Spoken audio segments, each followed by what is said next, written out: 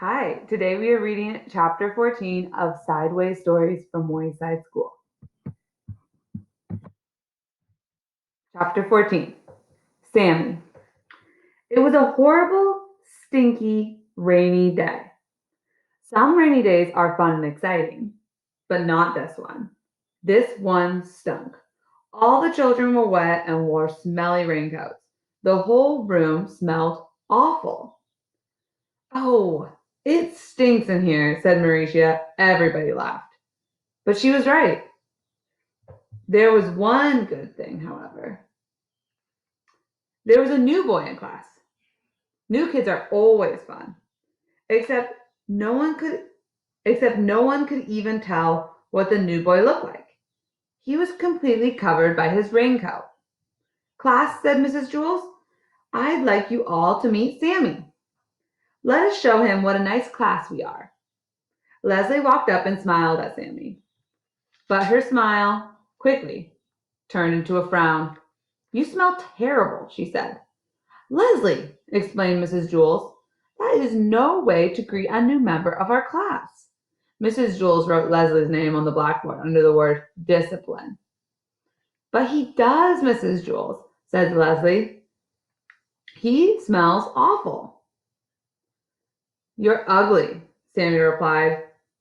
Now, Sammy, that's no way to talk, said Mrs. Jules. Leslie's a very pretty girl.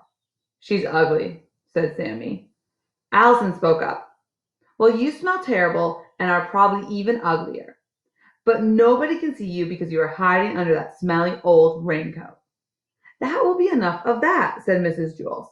Now, Sammy, why don't you take off your coat and hang it up in the closet? Let us all see how nice you look. I don't want to, you old windbag, said Sammy. That's because he's so ugly, said Leslie. I'm sure he's quite handsome, said Mrs. Jules. He's just shy. Here, let me help you. Mrs. Jules took off Sammy's coat for him. But underneath it was still another raincoat, even dirtier and smellier than the first one. They still couldn't see his face. Ooh, now he smells even worse, said Mauricia. You don't exactly smell like a rose either, Sammy replied. Mrs. Jules took off his second raincoat, but there was still another one under that. And the smell became so bad that Mrs. Jules had to run and stick her head out the window to get some fresh air. You're all a bunch of pigs, Sammy screeched. Dirty, rotten pigs. The smell was overpowering. Sammy just stood there, hidden under his raincoats. Mrs. Jules wrote Sammy's name under the word discipline. Send him home on the kindergarten bus, said Joy. Not with me, said Todd. Mrs. Jules held her nose, walked up to Sammy, and removed his raincoat. She threw it out the window, but he had on still another one. Sammy hissed, Hey, old windbag, watch where you throw my good clothes. Mrs. Jules put a check next to Sammy's name on the blackboard. Then she took off another raincoat and threw it out the window. The smell got worse, for he had on still another one. Sammy began to laugh. His horrible laugh was even worse than his horrible voice. When Sammy came into the room, he was 4 feet tall. But after Mrs. Jules removed 6 of his raincoats, he was only 3 feet tall. And there were still more raincoats to go. Mrs. Jules circled his name and removed another raincoat. She threw it out the window. Then she put a triangle around the circle and threw another one of his coats outside. She kept doing this until Sammy was only 1.5 feet high.